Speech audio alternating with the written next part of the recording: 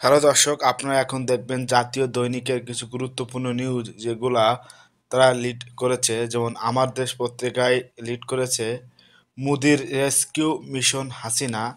মোদির rescue mission Hasina, তারা এই শিরোনামে একটি লিড নিউজ করেছে। আমার দেশের অনুসন্ধানী রিপোর্ট এটি, যে কিভাবে হাসিনাকে মোদি রেস্কিউ করেছিল তার একটা প্রেক্ষাপট এখানে তুলে ধরা হয়েছে।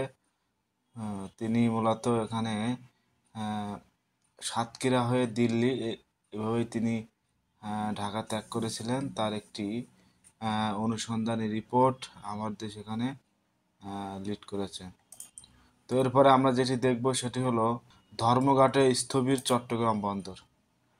আপ- ধর্মঘটে স্থবির ধর্মঘটে স্থবির চট্টগ্রাম বন্দর। আপনারা জানেন যে জাহাজের 7 খুনের ঘটনায় শ্রমিকরা ধর্মঘট ডেকেছিল এর বিচারের দাবিতে।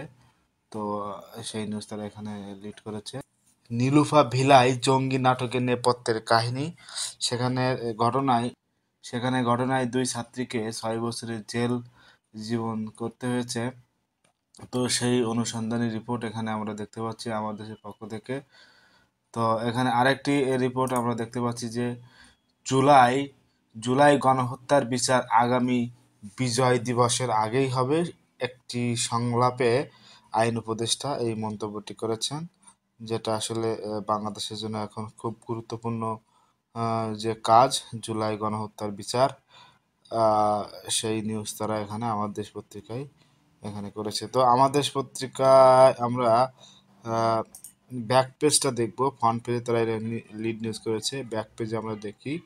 ব্যাক পেজে আমার দেশ পত্রিকায় যে নিউজটি লিড করেছে সেটি হলো সরবরাহ বাড়ায় সরবরাহ বাড়ায় সবজিতে স্বস্তি। এখন জানেন যে বাজারে মোটামুটি অধিকাংশ সবজির দাম অনেক অংশে কম, এবং অনেকেই যেমন মূলা তরকারি অনেকে খেতে চায় না, এটার দাম আরও অনেক কম। ফুলকপি, পাতাকপি এগুলো এখন বড় সাইজের পিস বিক্রি হচ্ছে 15 টাকা, 20 টাকা, স্থান ভেদে হয়তো বা 25 টাকা।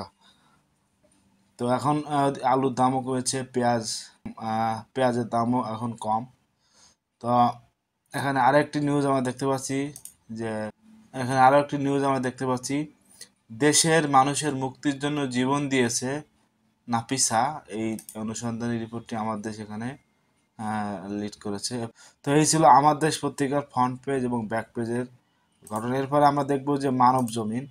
মানব জমিন তার যে পত্রিকাটি লিড করেছে সেটি হলো এই দেশ 71-এ শহীদদের রক্তের সঙ্গে বিশ্বাসঘাতকতা করেছে ছাকি।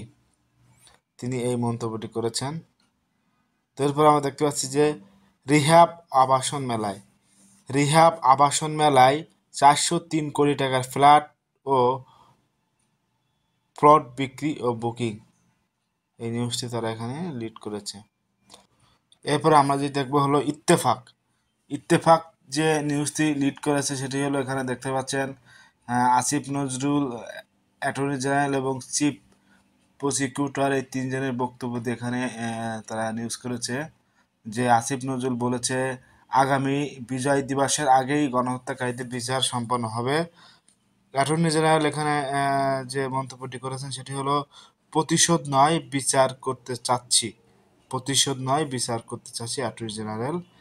এবং এখানে চিফ প্রসিকিউটর মন্তব্য করেছেন ট্রাইব্যুনালে টপ কমান্ডারদের বিচার 1 বছরের মধ্যে শেষ হবে। আপনারা জানেন যে এই বিচার কার্যক্রম খুব দ্রুতই সম্পন্ন করা উচিত, যেটা দেশের জন্য এখন গুরুত্বপূর্ণ। 45 বছরের কম বয়সী কেউ হাইকোর্টের বিচারক হবে না, এই নিউজটা লিড করেছে। তো এখানে আরও একটি আমরা দেখতে পাচ্ছি যে একই সময় 3 স্থানে আগুন নিয়ে রহস্য। আপনারা জানেন যে সচিবালয়ে একই সময় 3 স্থানে আগুনের ঘটনা ঘটেছে। এটি আসলে খুব দুঃখজনক, এবং এখন ধারণা করা হচ্ছে এটি কোনো ষড়যন্ত্রের অংশ। তো আরেকটা আমরা দেখব যুগান্তর। যুগান্তর পত্রিকায় যে লিড নিউজ করেছে সেটি হলো চ্যালেঞ্জ সম্পদের তথ্য ঘাটতি। আর এখানে আরেকটা আমরা দেখি জাতীয় সংলাপে যে বিভিন্ন বক্তব্য আপনারা ইতিপূর্বে দেখলেন, যে জাতীয় সংলাপ আইন উপদেষ্টা সবাই মিলে যেখানে উপস্থিত ছিল বর্তমান অবস্থা, এবং সিভিলের সেক্রেটারিও ছিল। তো এখানে সম্মিলিত একটি নিউজ তারা লিড করেছে সেটি হলো আগামী ডিসেম্বরের মধ্যেই মূল হোতাদের বিচার। তো জুলাই গণঅভ্যুত্থানের বিচারটি যে হবে তার সংলাপের মুখ্য বিষয় ছিল যে কিভাবে এই বিচার কার্যক্রম সম্পন্ন হচ্ছে এবং কত সময়ের মধ্যে এটা হওয়া সম্ভব। তো সেখানে আইন উপদেষ্টা এই মন্তব্যটি করেছেন যে দ্রুতই এই বিচার কার্যক্রম সম্পন্ন হবে।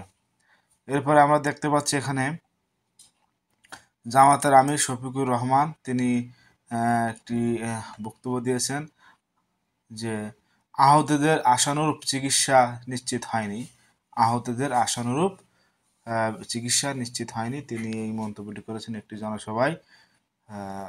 এটি যুগান্তরে লিড নিউজ করেছে।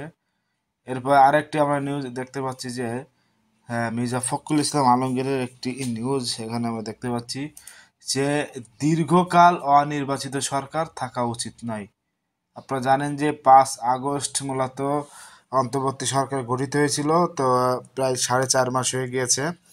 তো তিনি এই মন্তব্যটি করেছেন যে দীর্ঘকাল অনির্বাচিত সরকার থাকা উচিত নয় ক্ষমতায়। এই নিউজটি দ্বারা এখানে লিড করেছে। তো দর্শক সঙ্গে থাকুন।